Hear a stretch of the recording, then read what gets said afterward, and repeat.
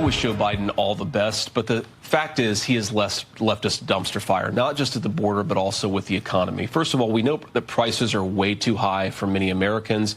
We have to work every single day to stabilize prices for American families. But Shannon, everything that he's bragging about ignores the fact that he has added trillions and trillions of dollars to the federal debt during a time of peace. He has left us with bond yields, meaning how are we going to finance that debt? We have to sell Treasury bonds. And the Treasury bonds have gotten more expensive because of Joe Biden's policies. So you go issue after issue. Oil prices are now shooting through the roof in the final 2 months of Joe Biden's administration, in part because of decisions that Joe Biden has made over the last few weeks. He actually hasn't left the American people in good economic condition. That's why they made Donald J. Trump the president-elect of the United States. So we've got a lot of work to do. I remain fundamentally, and you know this, Shannon, I'll always be an optimist about our country, but I think that that optimism has to start with a bit of realism. And the real truth is that Joe Biden has left us a dumpster fire. Donald Trump is going to have to put it out, but he's good at doing that. A dumpster fire that is being left for Donald Trump to put out. And we've got just the guy to walk us through how that might be possible. Steve Moore joins us once again, the distinguished fellow in economics at the Heritage Foundation and a Trump economic advisor, as well as his authorship of the book, The Trump Economic Miracle and the Plan to Unleash Prosperity Again. Steve, welcome back to the show. Thanks for being with us today.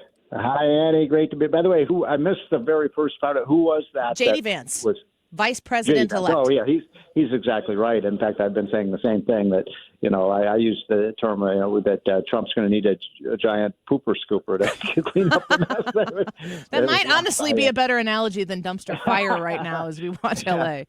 So there's a lot of work to be done, and I'm optimistic about the fact that we're going to turn things around. But, I think it's going to take a little longer than I thought because it's true that, everything Biden's done just the last couple of weeks, taking all those millions of acres off land for development, he's spending every penny he can get his hands on. It's almost like he's trying to make the problems worse.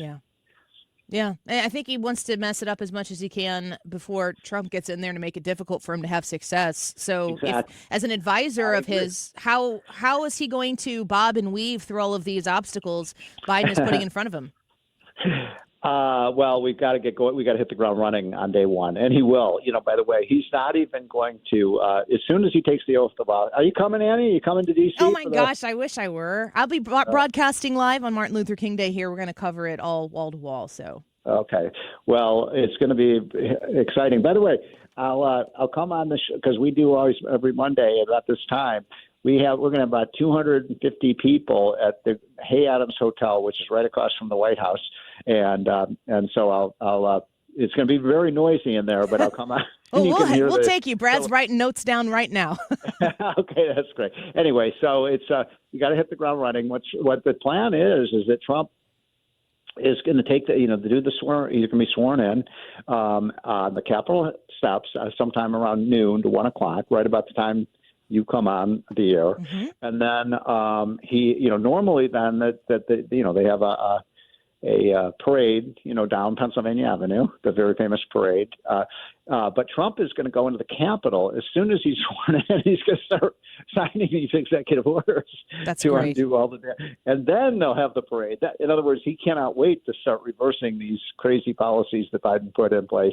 But we got to get the tax bill done. We cannot wait. My line is we got to do this in the first 150 days because I want to remind your listeners, if we do not get this done, the average person and family that's listening to the show is going to lose $3,000. They're going to pay a higher tax. In other words, doing nothing is not an option. We have to get this passed right away, and then we're going to do the energy development. And then of course you saw what happened with that. Was it the Lincoln-Riley bill? Passed like with 80 votes in the Senate. Remember this? Oh, it's so cruel, it's so inhumane to, round up the criminal aliens. Yes. And it turns out when we put it to a vote, guess what? Everybody's, aboard this agenda because it makes sense. Yeah. I want to ask you about your observations here. They got the speaker passed, so Mike Johnson's back in the speakership. Mar-a-Lago has been teaming with Republican leadership from the House of Representatives. They're pushing through this reconciliation bill. I've heard about big, beautiful bills, or maybe two would be fine. What's your confidence right now in the House GOP's job and their ability to get their job done with Donald Trump's leadership? Well, Congress is very difficult to ever estimate what they're going to do, but I think we will get this tax bill done. I'm going to make a prediction to you that we get a bill signed into law by Memorial Day. Okay. And that would be like the first 150 days, and that's because it can't wait. The longer you wait, I mentioned this last week on your show. Trump is more popular today than ever he's ever been. And he's got a huge amount of political capital. He's got the public behind him. He's got to go, go, go, go, go. Don't waste this. Don't waste the moment. Go. It's just like, when FDR came in, it's just a blizzard of activity in the 1933. Well, now we got to have Trump come in and just change the direction of our country because J.D. Vance is right. I mean, this is a mess. Yeah. We're speaking with Steve Moore right now. He's a Trump economic advisor and a distinguished fellow in economics at the Heritage Foundation. I want to ask you a little bit about the situation in California. And, once they get these fires completely under control, and we pray sincerely and deeply that happens very, very soon, I've been thinking about the blue state, the navy blue state that California is, and the government regulation that's going to exist between where these people are now and where they will need to be if they choose to rebuild in California. We're going to get to see up front how much government is willing to stay in the way or get out of the way for recovery here. I'm just wondering what your observations have been of the devastation and the fires in California and what's going to happen next to get them back in line. Well, I mean, look, what's happened in California is, I would almost say criminally negligent. I mean, this shows you what happens when you have progressive, out-of-touch politicians, including Governor Gavin Newsom. Can you believe Gavin Newsom is considered a front runner to be the Democratic nominee for 2028? I mean, come on. What they have done in California has done so much damage. Not just to property, but obviously lives that have been lost, and also the fact that it's going to cost, I've heard estimates of over $100 billion to rebuild what has been lost to these fires. Millions of trees. Trees, I thought environmentalists were in favor of trees, but I kind of laugh about it. But my point is that, one of the leading causes of carbon and greenhouse gases into the atmosphere forest fires. These forest fires have caused more carbon to go into the atmosphere and more carcinogens than every car in the whole state of California. So my point is, if they had spent 1/10 as much money in California worrying about forest fires rather than worrying about climate change, this would not have happened. And tell me this, you can tell I'm angry about it because I am. Yeah. Tell me how you can have forest fires and run out of water when you're 3 miles away from an ocean. Yeah. Sure.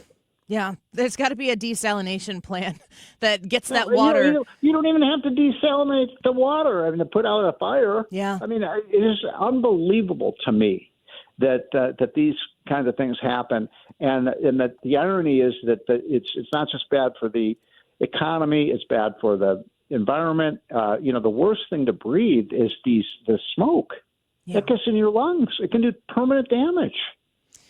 Yeah, it's there's. I have a son who lived in Los Angeles. He had to move out. He's out of there.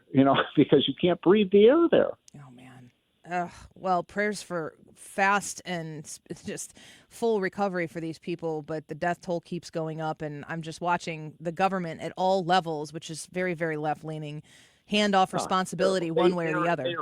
They're incompetent. They're incompetent. The fact is, this was one of the great dangers. Everyone knew that this was a powder keg. And the state, you turn on the fire hydrants and the water doesn't come out? It's outrageous. It is. Yeah. Well, Steve, I think that the next time, if you are available next Monday, that we speak, Donald Trump will talk, be Donald president. J. Trump will be president of the United States. I'm excited to be able to say that, and we will pray for that moment and hit the ground running and get this country back to where it's supposed to be. Steve, thank you for being with us. Take care. Bye-bye. Steve Moore, a distinguished fellow in economics at the Heritage Foundation, a Trump economic advisor, in his book, The Trump Economic Miracle and the Plan to Unleash Prosperity Again, starts Monday.